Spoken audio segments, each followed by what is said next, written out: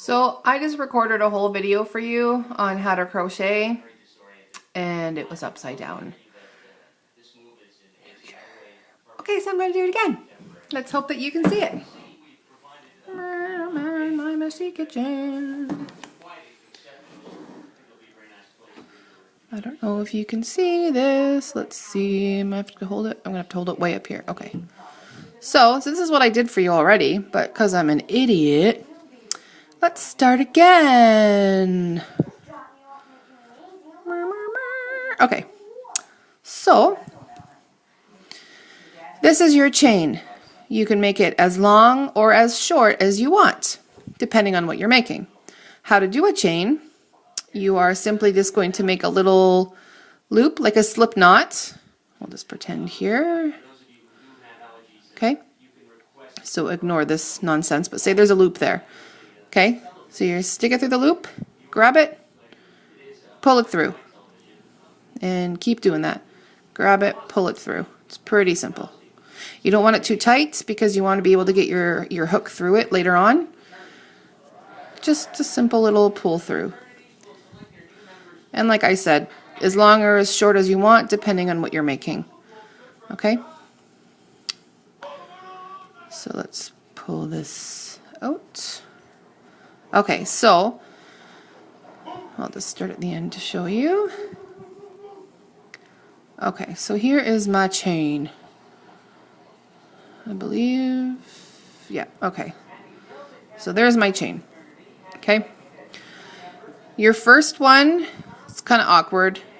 You're just gonna, you don't want your hoops to fall off the end, so you're gonna hoop it around once, okay? And then stick it in the first one, the first hole there, grab your yarn, and then awkward, oh, see? Alright, try that again. In, around, stick it in, pull it back through. And then to start your stitch, once you've got this, grab it and then just pull the other thread through. So that's kind of like your end there. Again, every stitch is different. You can do whatever you want. This is just the one that I do at the end. So now that that is secure, this is the hardest part because there's very little to grab. But because now we don't have to stick the hook through here, we can just kind of hook your finger in there for some leverage. Okay, so here's your stitch. This is the stitch that I use that's pretty simple. So you're going to go underneath and around, underneath, pull this back up, okay? That's like the part that people find most awkward, I find. So under and up, down, pull it back up, okay? So once you're here, you have the option to do a couple stitches. You can either pull it through the first hoop, and then the second one, and then the third one, okay? So there's a nice long stitch. Again, see how that's not attached? We can just push that to the back there. Second one, so under and down, pull it back up again, pull it through the second one, and then the third one. That's typically the one I normally do. And then the last one,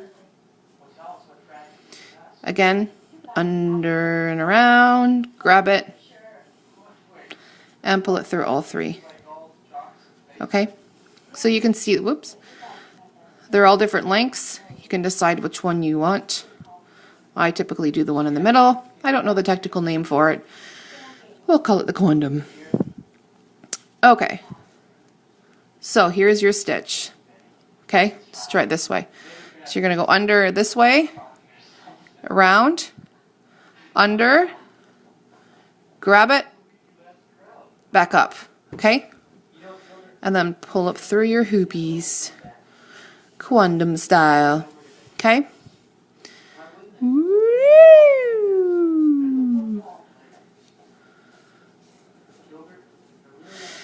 How I like to hold it, a lot of people hold it differently. This is pretty secure. This is pretty secure until you get like way out in no man's land. You don't really have to technically hold on to this end, but it's just for control. And this is how you control the tension on your wool. You don't want it to be too tight because you want to be able to pull it through your hoop. Like if it's way too tight like this, you'll never be able to pull it through. If you run into that, just let go, loosen up the hoop, and then you can pull it through, no problem. Okay, so again, under and back, under again, pull this back in front, and then pull them through your loops. Okay? Once you get it, you will be a crocheting master.